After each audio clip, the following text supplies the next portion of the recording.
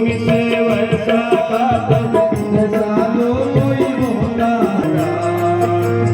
इसकी जगमग ज्योत से सारा जग उजियारा है। इसकी जगमग ज्योत से सारा जग उजियारा, बोलो सारा जग उजियारा है।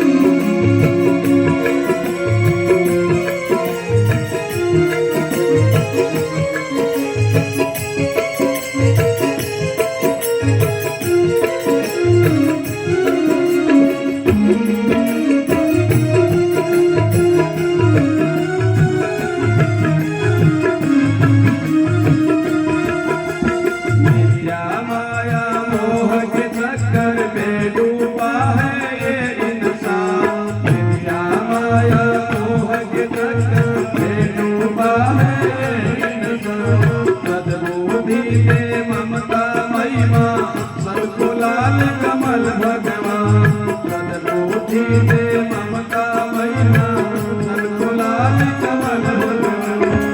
नर और नारी एक समान, नर और नारी एक समान, यही हमारा नारा है। ये पुराण गुरु देता प्यारा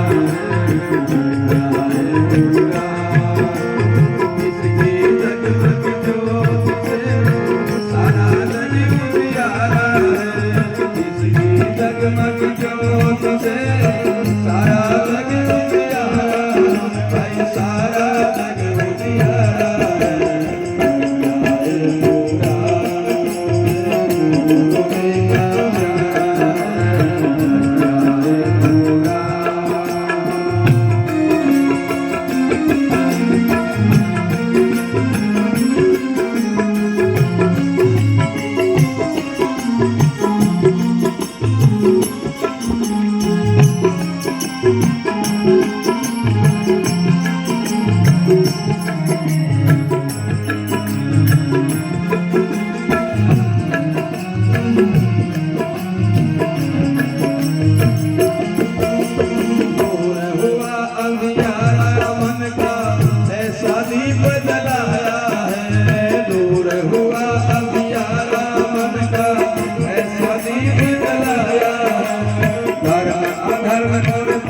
पुण्य का स्वर्ग नरक समझाया है।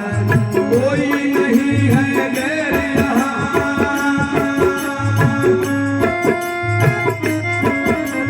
कोई नहीं है गैर यहाँ, सभी प्रभु का प्यारा है। प्यारे पुराण गुरु देता प्यारा है।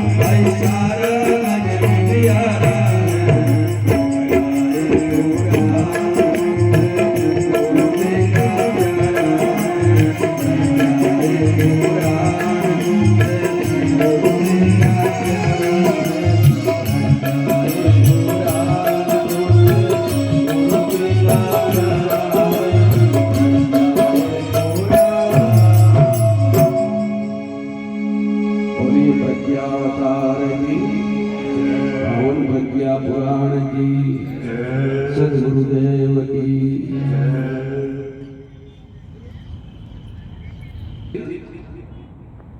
कपट का युग था तो भगवान कांटे से कांटा निकलता है तो कपट का जवाब कपट ही होता है। भगवान छलिया बन करके 16 अवतार ठाकुर जी जिनको हम कहते हैं। जितने भी पुराने गांव है ना उनमें सब में पहले स्थापना होती है तो ठाकुर जी की स्थापना होती है। ठाकुर जी को ही भूमिया जी कहते हैं लोग। भाइयों बहनों, इस प्रकार से अवतारों की प्रक्रिया चलती रहती है। तो कुल मिलाकर के अब तक बड़े अवतार हुए हैं 10 और छोटे मोटे अवतारों की तो संख्या अगणित है, लेकिन 24 अवतार बताए जाते हैं अब तक में। तो 10 में से 9वां अवतार जो हुआ है उसका भागवत में जिक्र आता है बुद्ध अवतार का। ऐसे भगवान आएंगे, हाथ में अस्त्र शस्त्र नहीं रखेंगे, बौद्धों पे सिर काटेंगे, ऐसी बातें लिखी गई है। वो भी हमारे देश में ही पैदा हुआ, क्षत्रियों के घर में। फिर उन्होंने संन्यास लिया, ये सब बातें आप जानते हैं। अब तो ये जो प्रज्ञा पुराण है, इसका नाम प्रज्ञा पुराण क्यों है कि अब की बार बुद्ध अवतार नहीं है, अब की बार कृष्ण अवतार भी नहीं है, अब की बार रामा अवतार भी नहीं है। अब की बार कौन सा अवतार आएगा? प्रज्ञा अवतार। प्रज्ञा अवतार कैसा होगा ये तो इस कथा में हम सुनेंगे, पर इस कथा का नाम इसीलिए प्रज्ञा पुराण है क्योंकि भगवान का नाम है प्रज्ञा अवतार। उनकी कथा है। ये किसने लिखी, क्यों लिखी? भाइयों बहनों, वैसे हाथ तो गुरुदेव कहते हैं कि मेरे थे, पर गुरु जी को ये कथा किसने बताई? हमारे गुरुदेव जिनकी इधर फोटो है ना पीछे, उनको प्रणाम करिए। ये गुरुदेव ने लिखी है ये पुस्तक, लेकिन उनको बताई किसने कि भगवान ऐसे आएंगे? उनको उनके गुरु जी ने बताई। गुरु जी के गुरु कौन है? वैसे तो गुरु जी के गुरु थे पंडित मदन मोहन मालवीय, स्वतंत्र सेनानी थे। आजकल अपने हरिद्वार जाते हैं तो जो गंगा जी है ना, वो गंगा जी पहले इसी स्थान पर थी, फिर बीच में गंगा जी नाराज हो गई और ये नदी का बहाव दूसरी तरफ चला गया और यहाँ पर एकदम सुनसान बीड़ बन गया। फिर उन्होंने काट काट करके वापस स्थापित करवाया।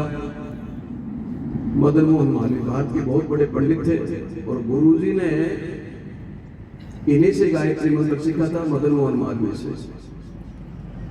वो उनके पिताजी, गुरु जी के पिताजी थे ना, रूप किशोर जी शर्मा, उन्होंने कहा कि किसी ब्राह्मण से अपने को दीक्षा लेनी चाहिए, तो उन्होंने गायत्री मंत्र सिखा दिया।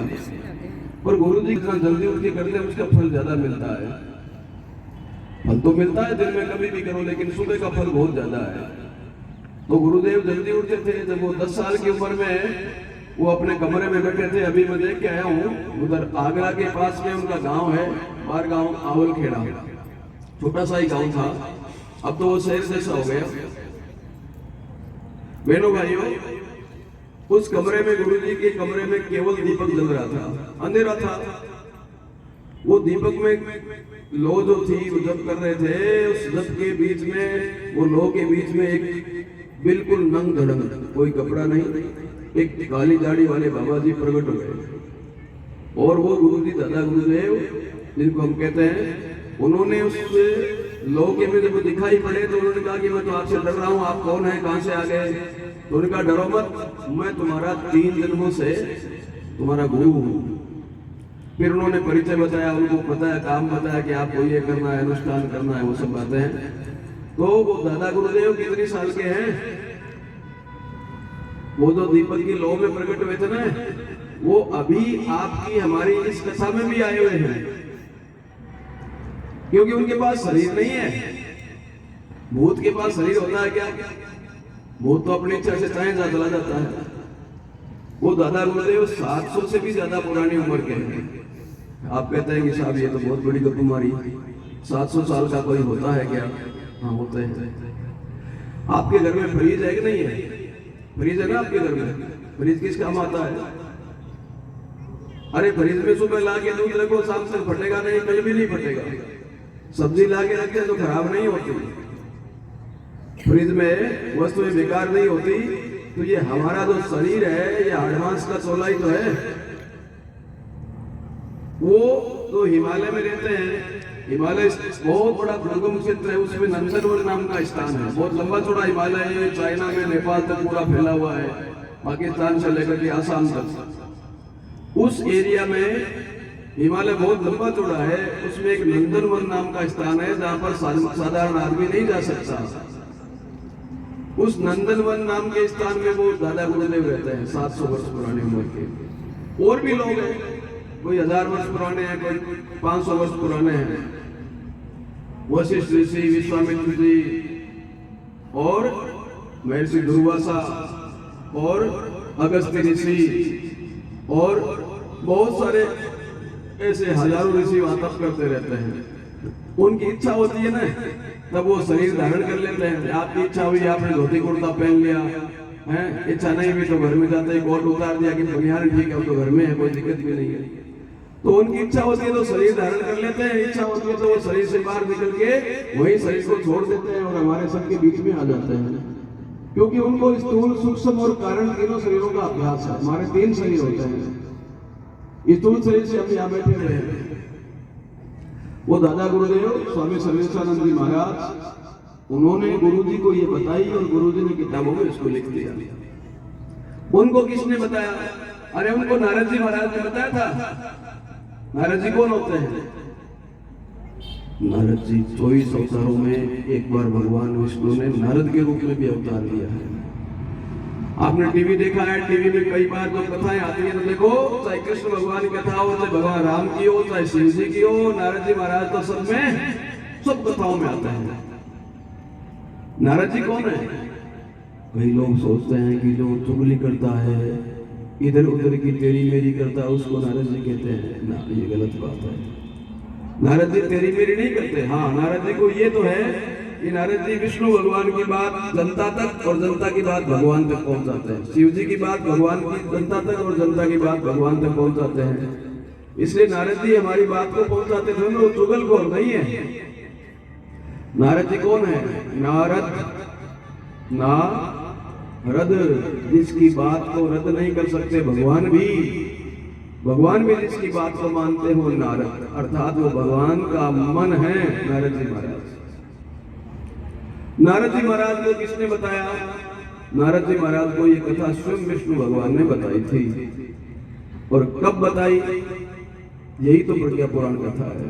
भाइयों बहनों, ये कथा सुनने का सुअवसर हमको मिला हुआ है, क्योंकि आज हम 19वें पुराण के माध्यम से नए भगवान की कथा सुनेंगे।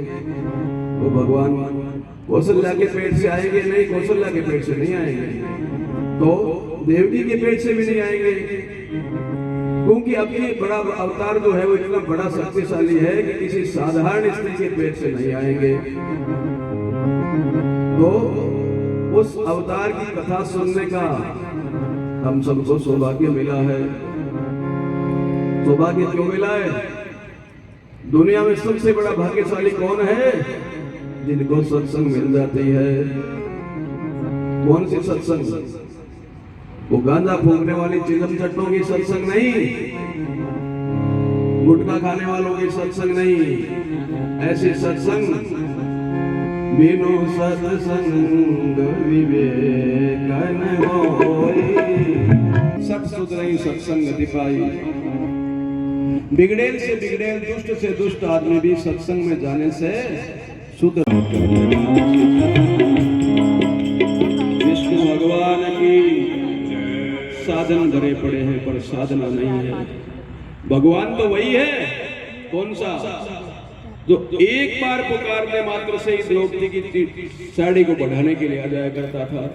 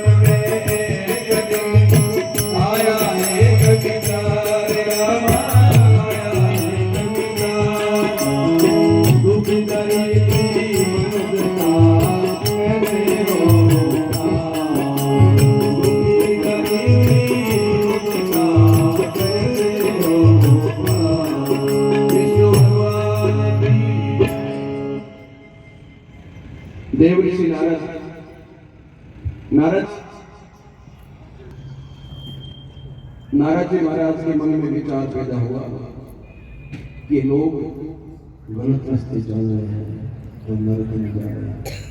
84 लाख जन्मों के बाद में एक गोल्डन चांस मिला है और इसका वो सदुपयोग इसलिए नहीं कर पाते क्योंकि उनको अच्छा मार्गदर्शन नहीं मिलता।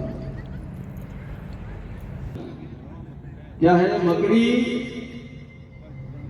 जब मरती है तो पुराने जंगलों में आप देखो एक फंसी हुई मकड़ी मिलती है और कोई नहीं मिलता। आ रही है 2-3 दिन से वो दिख भी नहीं रहे हैं। पुलिस वाले आए, ताला तोड़ा, उसके फोन में से कुछ नंबर खंगाले, टिकट होती है ना, वो भी कह के चली कि आप पड़े रहो जयपुर में, तो अमेरिका रहूंगी बेटे के साथ। अब उसको जयपुर में रहने वाला कौन है, तो उसकी कोई बहन थी बेचारी, उसको फोन किया।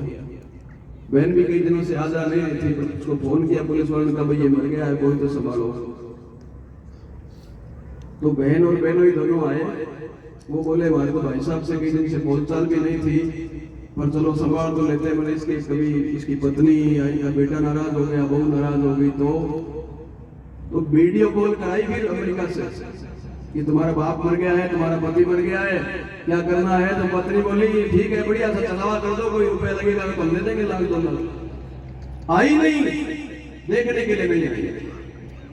न बेटी आई, न बेटा आया, न बहू आई और न उसकी पत्नी आई। अब बताओ क्या करोगे। इतना बड़ा प्रोफेसर है, 70-80 हजार रुपए केवल पेंशन आती थी महीने की, लेकिन अंतिम दर्शन के लिए पत्नी भी नहीं आई। वो मकड़ी जाले में फंसी रह जाती है। वो महाराज दत्तात्रेय जी ऐसे थोड़ी कहते हैं। दत्तात्रेय जी ने एक और कहानी लिखी है कि त्रिकूट पर्वत पर एक हाथी रहता था। हम सब के लिए लिखा है। एक हाथी रहता था और वो हाथी अपनी पत्नी को, अपने जवाई को, अपनी बेटी को, अपने बेटों को, अपनी बहुओं को, अपने नातियों को, अपने पोतों को, सबको लेकर के और एक सरोवर में या तालाब में पिकनिक मनाने के लिए गया, घूमने के लिए गया। जाते हैं ना अपने बसें कर लेते हैं, कई गाड़ियां कर लेते हैं, सब एक साथ गंगा जी स्नान करके आएंगे, वो करके आएंगे। गंगा जी का स्नान का भाव नहीं है, पिकनिक का भाव है। अच्छे अच्छे होटलों में बढ़िया भोजन करेंगे, ऐश करेंगे, फिर व्हाट्सएप पर ग्रुप में फोटो भेजेंगे कि आज हम यहाँ स्नान कर रहे हैं, यहाँ कर रहे हैं।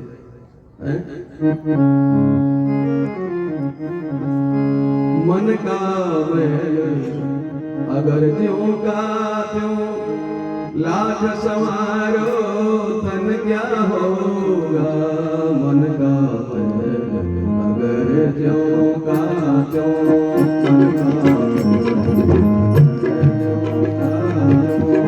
लाज संवारो तन क्या होगा।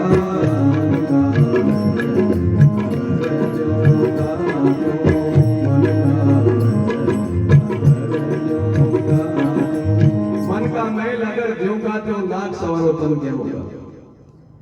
अब भागवत में लिखा है कि वो त्रिकूट पर्वत वाला हाथी नदी में घूमने के लिए गया। हम लोग भी शांति कुंज जाते हैं ना, तो नए आदमी को ले जाते हैं तो बताते हैं कि मैं 23 नंबर, इतना नंबर, 17 नंबर घाट पर नहाते थे, 16 पर नहाते थे, देखो हम इतनी दूर चले जाते थे, नदी में इतना पानी बढ़ गया, इतना कम हो गया, सब बताते हैं। तो बेचारा हाथी भी पानी में थोड़ा आगे आगे गया, अपनी पत्नी से, अपने बहुओं से बताता, देखो मैं इतनी दूर आ गया, अब देखो मैं इतनी दूर आ गया तो भी मुझे पानी का डर नहीं लगता। और सब डरते डरते उसमें नहा रहे थे, इतने में हाथी थोड़ा आगे चला गया और हाथी को किसी मगरमच्छ ने, अपने इधर मगरमच्छ नहीं होते, मगरमच्छ बहुत मोटे मोटे होते हैं, बड़ी मछलियां, पूरा का पूरा हाथी उनके पेट में आ जाए, इतने बड़े बड़े होते हैं। व्हेल मछली तो हमारा जो पंडाल है नहीं से बड़ी होती है।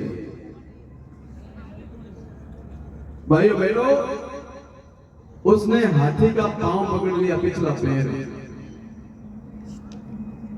अब वो पूरी ताकत लगाता है बाहर निकलने के लिए, लेकिन मगरमच्छ बड़ा ताकतवर, वो छोड़ता नहीं है।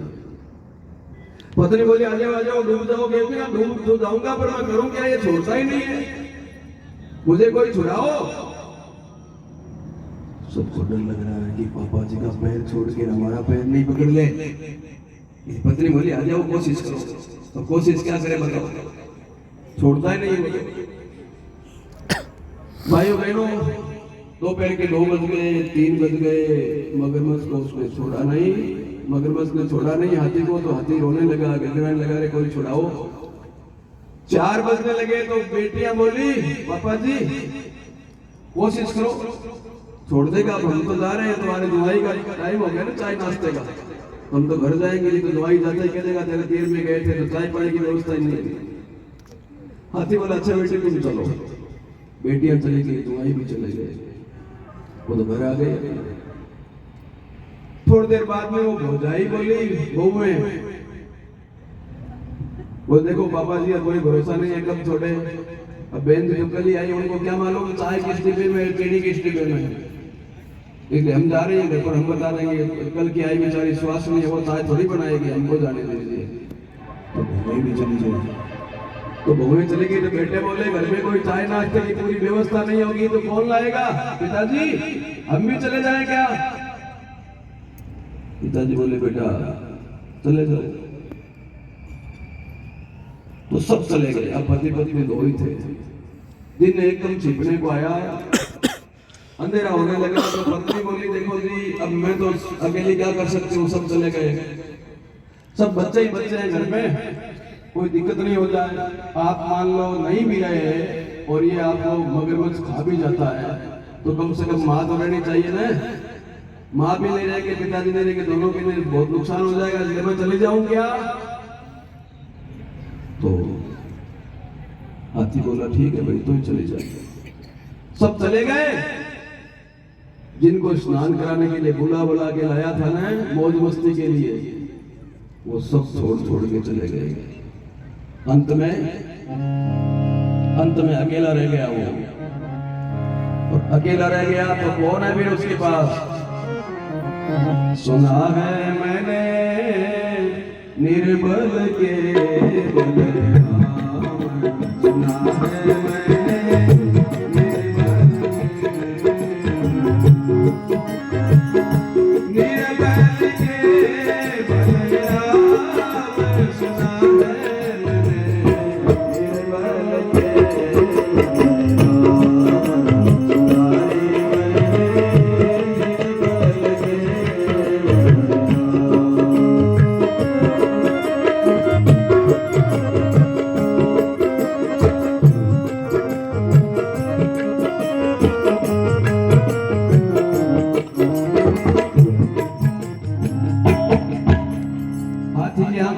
के बलराम, सुना है सुना है मैंने निर्बल के बल राम। ये प्रभु निर्बल आदमी का कोई नहीं होता, उसके तो भगवान ही होता है।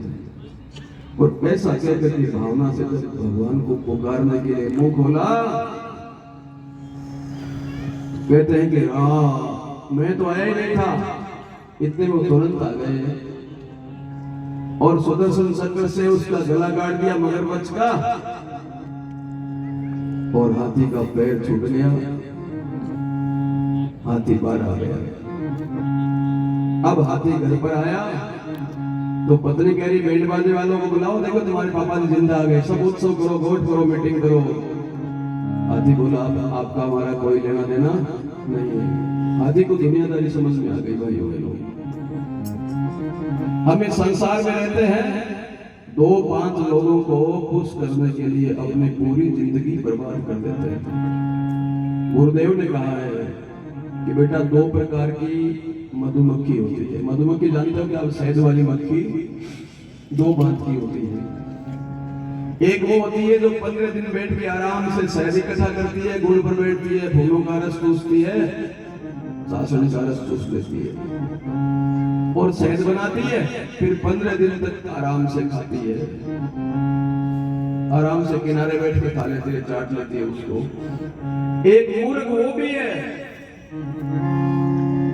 जो शहद तो बनाती है और बाद में खाती भी है और थोड़ा थोड़ा अपने पंजों पर पंखों पर सब जगह लगा लेती है, तो मेरा पंख है, मेरा शहद है, ये मेरा है, मैंने बनाया है। खा पी करके जब उड़ने की चेष्टा करती है ना, तो पंख तो शहद में चिपक गए, अब उड़ा जाता नहीं है। मक्खी बैठी चाशनी पंख लिए लिपटाए, पंखों को लपेट लिया। अब वो मक्खी चिपक गई भाइयों बहनों, अब वो तड़फड़ाती है, छटपटाती है और उसी में फंस करके मर भी जाती है। हम में से अधिकांश लोग दुनिया के लोग वही हैं जो बेटों और पोतों के चक्कर में, अपने पराये के चक्कर में फंसे रहते हैं और देखते देखते बुढ़ापा आ जाता है, बाद में कुछ होता नहीं है। उसके बाद में पछताते पछताते ये आदमी मर जाता है, भगवान को जवाब देने लायक भी नहीं रहता। भगवान कहते हैं बेटा तुमने धरती पर जाकर के क्या किया? पिताजी हमने कमरे बना दिए, 5-6 कमरे बना दिए, बहुओं का अलग बना दिया, बेटी को भी हमने एफडी दे दी। ये जवाब नहीं सुनने वाले हैं। तुमने संसार में आकर के कोई ऐसा काम किया क्या जिससे दुनिया याद रखे? निस्वार्थ सुखों की चिंता तजुए पर हित चिंतन करते थे, सब भक्तों को सन्मार्ग दिखा, उनकी पीड़ा को हरते थे। आज धरती पर अच्छे लोग बहुत है, लेकिन उनको रास्ता बताने वाला नहीं है कोई। इसलिए नारद जी महाराज को पहला नंबर दिया है। नारद जी 2.5 घंटे सत्संग करते थे। पहला क्यों दिया है कि उनको अपने जीवन की परवाह नहीं है, अपने सुख और दुख की कोई परवाह नहीं। औरों के हित जो जीता है, औरों के हित जो मरता है, उसका हर आंसू रामायण प्रत्येक कर्म ही गीता है। औरों के हित जो मरता है, उसका हर आंसू रामायण प्रत्येक कर्म ही गीता है। औरों के हित जो जीता है,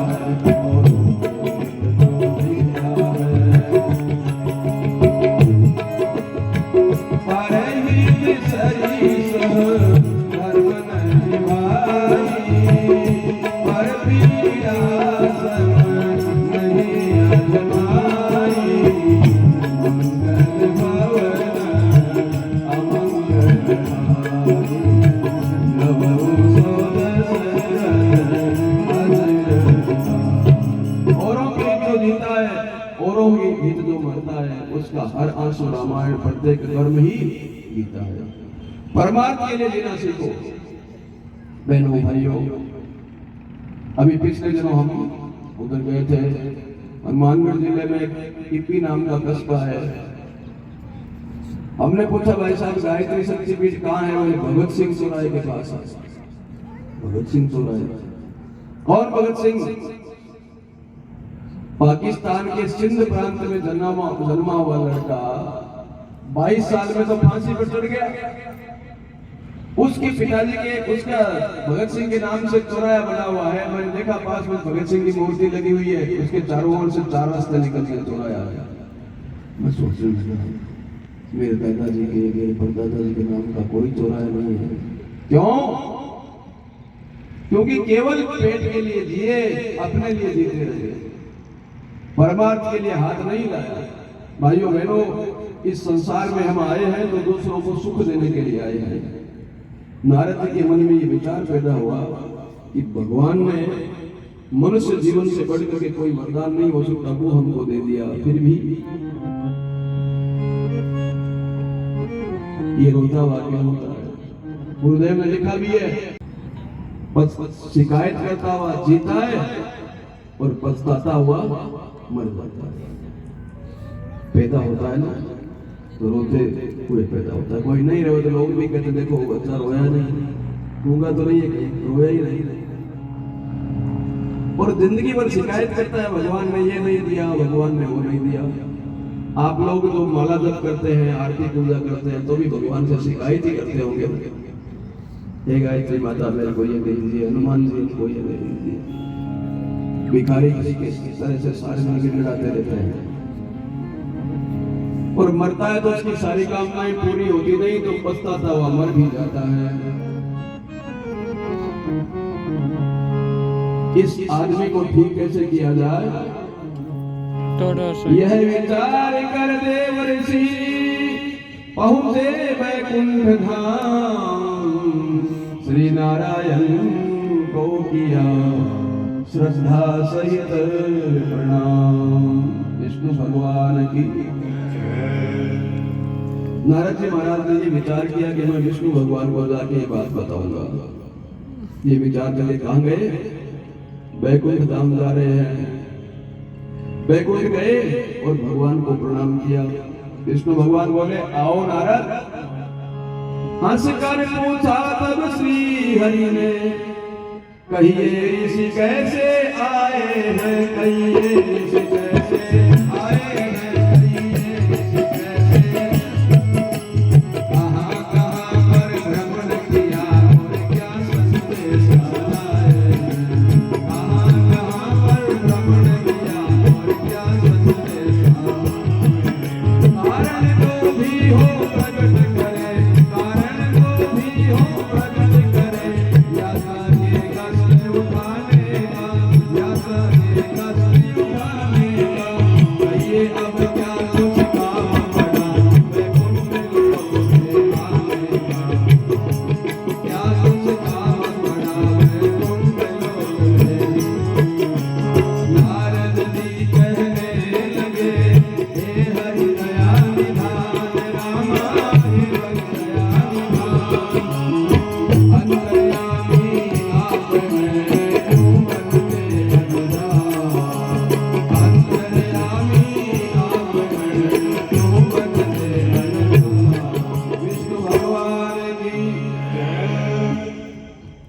भाइयों बहनों, नारद जी वैकुंठ में पहुंचे, भगवान को प्रणाम किया। भगवान बोले आओ नारद, कैसे आना हुआ।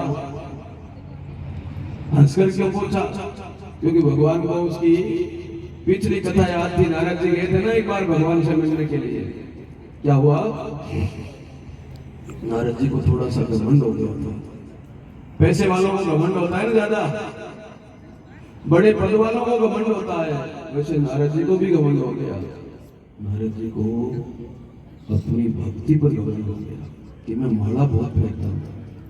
कई लोगों को भक्ति पर भी घमंड हो जाता है, पर राम राम करते हैं, उसका दूसरा लोग कहता है तो जानवर है, तेरे को पता नहीं तो माला तो फेंकता है नहीं, पर मैं देव माला फेंकता हूँ, ये भी घमंडी है। तो वो बहुत ज्यादा माला जप करते थे। ब्रह्मा जी के पास गए नारद जी महाराज। ब्रह्मा जी बोले आओ बेटा, नाम मुझे आशीर्वाद दीजिए। विष्णु भगवान समझ गए अगर इसका घमंड बढ़ गया तो इसका पतन हो जाएगा, इसलिए उन्होंने नारद जी से ये नहीं कहा कि तुम धरती के सबसे बढ़िया माला जप करने वाले हो, भक्त हो, ऐसा नहीं कहा। उन्होंने आशीर्वाद मांगा तो बोले नारद, जिसमें तुम्हारा हित है वही मैं करूंगा। नारद जी को पूरी खुशी नहीं हुई, पर वहां से वापस लौटे। वापिस जा रहे थे तो रास्ते में उन्होंने विष्णु भगवान ने, अब भगवान को तो कोई देर थोड़ी लगती है, एक सुंदर सा नगर बसा दिया। इतना बढ़िया नगर, लाडलों से भी सुंदर, जगह जगह तोरण द्वार बनाए हुए, सजावट की हुई। पहले नहीं था, वो आज ही बनाया है। नारद जी आ रहे हैं, इतना भव्य नगर। हे भगवान तेरी माया का भेद कोई ना पाया, धरती और आकाश बीच में भगवान बसाया, धरती और आकाश बीच में हे भगवान तेरी माया का भेद कोई ना पाया,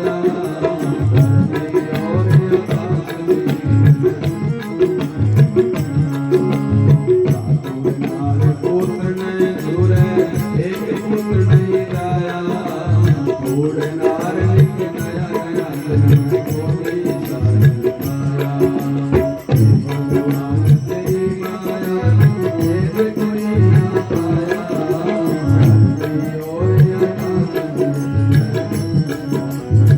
सुंदर सा नगर बना दिया। नारद जी उस नगर के भीतर से जा रहे थे तो देखा कि एक लड़की की शादी है, स्वयं राजा की बेटी है, राजकुमारी का ब्याह है। सबका अभिनंदन वाले बोर्ड लगे हुए थे। नारद जी ने जाकर के उस स्वयंवर में देखा, बहुत सारे हजारों राजकुमार आए हुए थे, एक से एक ताकत वाले, गंगा वाले, सुंदर सुंदर राजा। तो लड़की को देखा, लड़की का नाम था विश्व मोहिनी, संसार की सबसे सुंदर नारी थी। उसको देख करके नारद जी के मन में विचार आया कि आज तो तीनों देवता प्रसन्न है, ब्रह्मा जी, विष्णु भगवान और शिव जी सब प्रसन्न है। विष्णु भगवान से हमको आशीर्वाद लेने के लिए जाना चाहिए। विष्णु भगवान से जाके कहने लगे, महाराज मुझे आशीर्वाद दो। विष्णु भगवान बोले, नारद जिसमें तेरा हित है वही मैं करूंगा। आशीर्वाद लेके वापिस आए। अब नारद जी को तो अपना हित केवल उसमें दिखता था, इस लड़की के साथ मेरा ब्याह हो जाएगा। वो ये बात भूल गए कि संसार का सबसे बड़ा भक्त मैं हूँ, साधक मैं हूँ, भक्ति करता हूँ, मंत्र जप करता हूँ, गायत्री जप करता हूँ। वो बात सब भूल गए। उस लड़की को देखते ही ब्याह करने की इच्छा हो गई। विष्णु भगवान के यहाँ से वापिस लौटे। विष्णु भगवान ने उसको ऐसा सुंदर बना दिया कि संसार में कोई उनके मुकाबले सुंदर नहीं। लेकिन वो अपने आप को देखे तो ही सुंदर लगता है, दूसरा देखे तो बंदर देखे, खुद देखे तो सुंदर और दूसरा देखे तो बंदर। आपको हमको भी लगता है ना, जब सुबह नहा धो करके दर्पण में अपना चेहरा देखते हैं, ऐसा लगता है कि बस मेरे बराबर तो किसी को भगवान ने बनाया ही नहीं, लगता नहीं। नारद जी जाकर के कुर्सियों के बीच में वहां वो भी बैठ गए। बहुत सारे राजकुमार बैठे थे। सारे राजकुमार तो ये सोच रहे थे ये बंदर क्यों आया है स्वयंवर में। कई सोचने लगे कि कोई आ गया होगा, मैं क्या बात करूं, मैं तो उस लड़की से मतलब। अब वो लड़की विश्वमोहिनी सुंदर सी लड़की माला लेकर के आती, इसको देखा उसको देखा, देखते देखते वो बंदर आता। बंदर कौन? नारद जी। वो बंदर आता, उस लड़की को खींच जाता और खींच करके वापिस चले जाते। फिर दूसरे राउंड में आई। नारद जी ने अपनी कुर्सी थोड़ी आगे सरकाई कि शायद पिछली बार ढंग से देखा नहीं होगा, सुंदर तो मैं ही हूं, बेचारे वो खुद को सुंदर दिख रहा है। फिर चली गई। तीसरी बार फिर वो लड़की उस राउंड में आई। गोल उसमें घूमते घूमते एक सांवला सा नौजवान बैठा था, उसके गले में उस लड़की ने माला डाल दी। नारद जी ने सोचा कि मैंने तो मुझसे कहा था कि सबसे सुंदर मुझे बनाओ, तो ये तीसरा कौन आ गया। खड़े होकर के देखते तो विष्णु भगवान खुद ही बैठे थे। बोले विष्णु भगवान की। नारद जी वहां से निराश हो गए, ये खुद माला पहनने के लिए आया है तो मेरे को क्यों रूप देगा। ऐसा करके नाराज होकर के नारद जी उस पंडाल से जब बाहर जाने लगे तो भगवान के दो देवदूत खड़े थे, पार्षद। वो हंसने लगे। बड़ों की ऐसे मजाक नहीं उड़ानी चाहिए, मूर्ख आदमी बड़ों की मजाक उड़ाते हैं। नारद जी को रीस तो ऐसे ही आई हुई थी, एक तो ब्याह नहीं हुआ और दूसरे ऊपर से मखौल और कर रहे हैं। श्राप दे दिया, बंदरो तुम दोनों जाओ, बंदर हो जाओ। एक रावण हो गया, एक कुंभकर्ण हो गया। अब दोनों रोने लगे, महाराज हमने आपका क्या बिगाड़ा है, तुम हंसे क्यों, हम तो आपके रूप पर हंसे क्यों, मेरे में क्या कमी है। अरे आप बंदर थे, बंदर थोड़ी हूं मैं। जाके लेके आओ, दर्पण में अपना चेहरा देखो, पास में कोई तालाब था उसमें जाके शक्ल देखी तो बंदर। भाइयों बहनों, इनको रीस तो बहुत आई नारद जी को। आज तुमने मुझे बंदर बनाया, मेरी मजाक उड़ाई। बंदरों के बिना तेरा काम नहीं चलेगा। कौन? भगवान राम के साथ कौन थे? सारे बंदर ही थे। और जैसे मैं पत्नी के लिए आज रो रहा हूं तुम्हारे सामने, वैसे तुम भी जंगलों में हाय सीते कहते होते फिरोगे। भाइयों बहनों, आज विष्णु भगवान फिर मजाक न करें। नारद जी आज भी कोई ब्याह शादी के लिए आए हो क्या?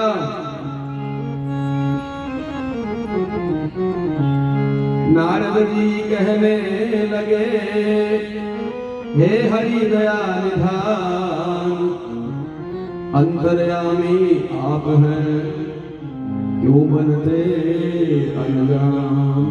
हे प्रभु, आप तो अंतर्यामी हो गए, क्यों आया हो ये भी आपको पता है, आपको सब ध्यान है प्रभु। मैं आपके पास बहुत जरूरी काम से आया हूं। किस काम से आए हो? एकदा हृदये तस्य जिज्ञासा समुपस्थिता ब्रह्म विद्या अवगाहाय काल उत्तेस्तु प्राच्यते सामान्यतया जनानां तु मानवासाश्रिते सदा चंचलास्ति न ते कर्तुं समर्थाधिकं क्वचित्। सामान्य लोग बहुत ज्यादा नहीं कर सकते, उनका मन बड़ा चंचल हो गया है प्रभु। आदमी गलत काम करते रहता है और आज देखते देखते इतनी हालत बुरी हो गई है। मेरे भाई की शादी हुई, हमारे गांव में सभी महिलाएं हो ये तो साड़ी पहनती है,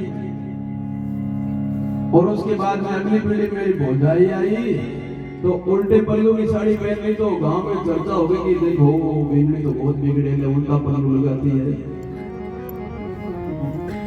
है ना। और फिर अभी हम गंगानगर गए शक्तिपीठ पर, तो गंगानगर बनाने वाले, शक्तिपीठ बनाने वाले के भाई अमेरिका रहते हैं, वहां उन्होंने अपने बेटे की शादी कर ली और उस बहू को हिंदुस्तान लेकर के आए कि चलो दादाजी जीते हैं, दादा ससुर जीते थे ना, तो उनका आशीर्वाद लेने के लिए। तो बीरनी किस कपड़े में आई पता है क्या आपको? बता दो। हाफ पैंट पहनी हुई थी और टी शर्ट पहन रखी थी। तो सासू बोली सिर पर तौलिया तो डाल, दादाजी को प्रणाम करना है। देखते देखते क्या हो गया, बनो फैशन के दीवाने, करो आचरण मत मनवाने। किस रावण की काटू बाहें, किस लंका को आग लगाऊं, घर घर रावण पग पग लंका, इतने राम कहां से लाऊं। प्रज्ञावतार की गली गली में रावण। सीते से डर नहीं है, भैंसे से डर नहीं है, घोड़े से डर नहीं है, कुत्ते से डर नहीं है। डर किससे है? 18 साल की जवान बच्ची, 20 साल की जवान बच्ची नहीं, 10 साल की जवान लड़की भी, छोटी बच्ची 8 साल की भी शाम को 8 बजे बाद में, 7 बजे बाद में अकेली बाहर नहीं जा सकती। किसका खतरा है बताओ?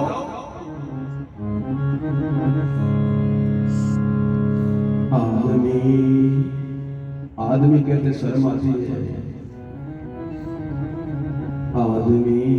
आदमी को सुहाता नहीं, आदमी को सुहाता नहीं, आदमी से अरे डर रहा।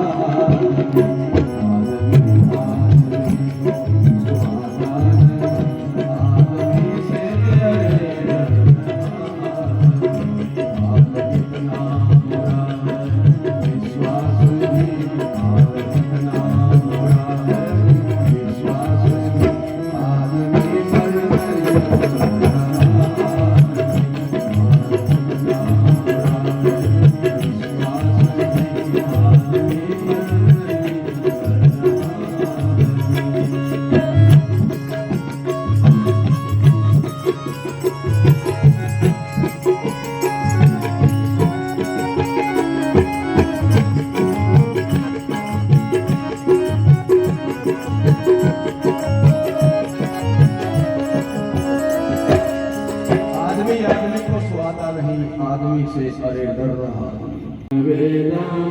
कविदो वदन्ति परम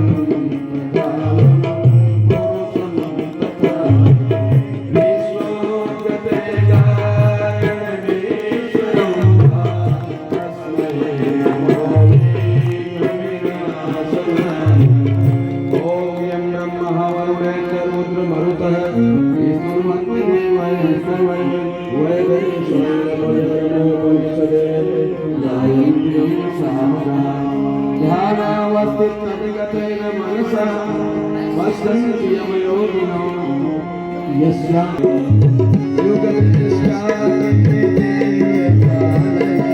युग निष्ठा के आरती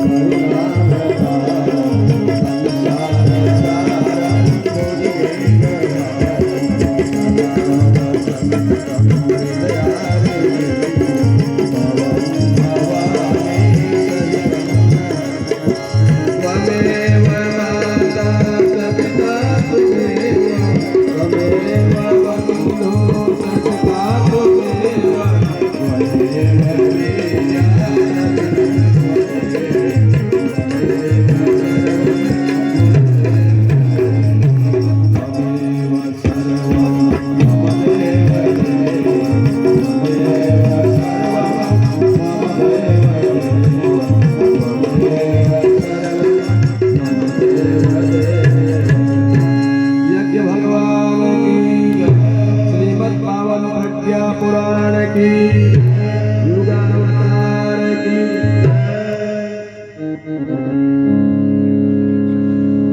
सभी बैठ जाओ, बैठ करके आरती लेनी है। जहाँ खड़े हैं बना के बैठ जाइए। हाँ, आरती की ज्योत के दर्शन करने हैं, बैठ करके। दीपकों की लो का ध्यान रखना। पैसे पाई चढ़ाओ ना तो थोड़ा दूर चढ़ा देना।